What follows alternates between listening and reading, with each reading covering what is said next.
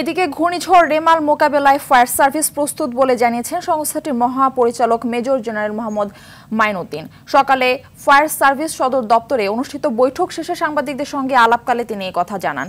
এ সময় মহাপরিচালক বলেন, কেন্দ্রীয় পর্যায়ে মনিটরিং সেল গঠন করা হয়েছে।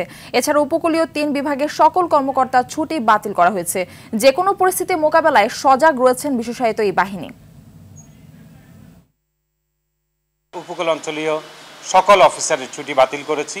উপকূলীয় অঞ্চলে যেখানে যেখানে আমাদের অফিসার শর্টেজ আছে সেই অফিসারগুলোকে আমরা অন্যান্য ডিভিশন থেকে নিয়ে আপাতত কাজ করার জন্য, জনগণের সাথে কাজ করার জন্য প্রস্তুতি গ্রহণ করেছি।